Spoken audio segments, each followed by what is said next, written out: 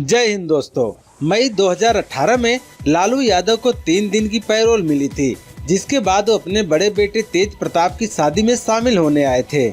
जब उनकी पैरोल की अवधि समाप्त हो गई थी और फिर से वो रांची के होटवार जेल में चले गए थे। लेकिन क्या आपको पता है पैरोल किसे कहते हैं, ये आखिर होता क्या है और इसके नियम क्या होते हैं? तो दोस्तों आज के इस वीडियो में हम आपको पैरोल के बारे में विस्तार से बताने जा रहे हैं। दोस्तों आप यदि हमारे इस वीडियो पर नए हैं तो हमारे चैनल को सब्सक्राइब जरूर कर लें।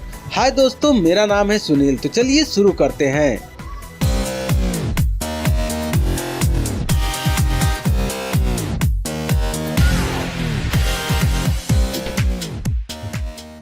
पैरोल भी कैदियों से जुड़ा एक टर्म है। इसमें कैदी को जेल से बाहर जाने के लिए एक संतोषजनक कारण बताना होता है।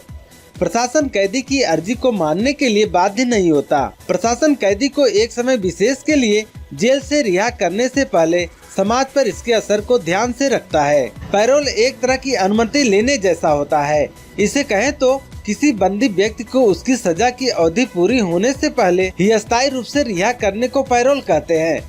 पैरोल कुछ शर्तों के अधीन ही दिया जाता है। इसे खारिज भी किया जा सकता है। पैरोल 2 तरह के होते हैं, पहला कस्टडी पैरोल और दूसरा रेगुलर पैरोल।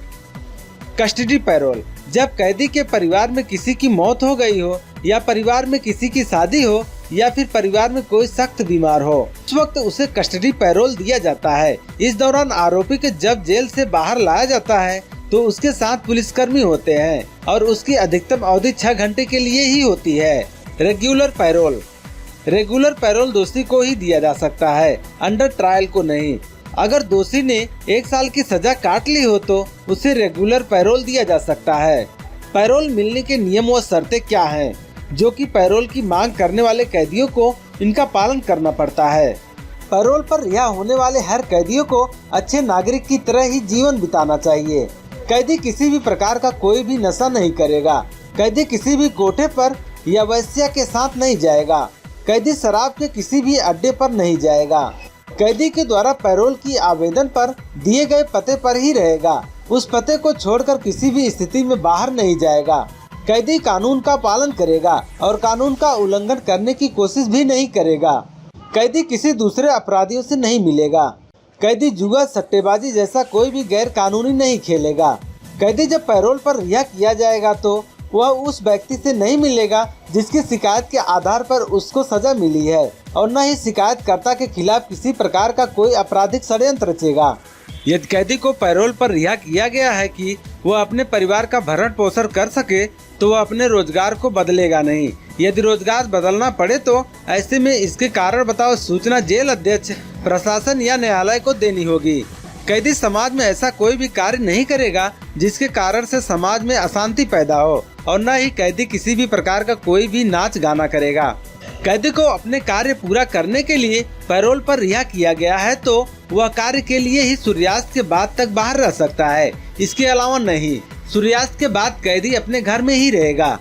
कैदी किसी भी प्रकार का कोई भी हथियार नहीं खरीदेगा और न ही अपने पास रखेगा। कैदी किसी भी जीव जंतु का शिकार नहीं करेगा। कैदी जब पैरोल पर रिहा होगा तो वह किसी दूसरे अपराधी को न ही पत्र लिखेगा और न ही किसी भी प्रकार का कोई आपसी संबंध रखेगा। कैदी देर रात तक बाहर नहीं घूमेगा और न ही घर से बाहर रहेगा। यदि कैदी अविवाहित है तो वह पैरोल मिलने के बाद विवाह करना चाहता है तो उसको न्यायालय से अनुमति लेनी होगी। दोस्तों आइए अब हम बात करते हैं पैरोल के आधार के बारे में।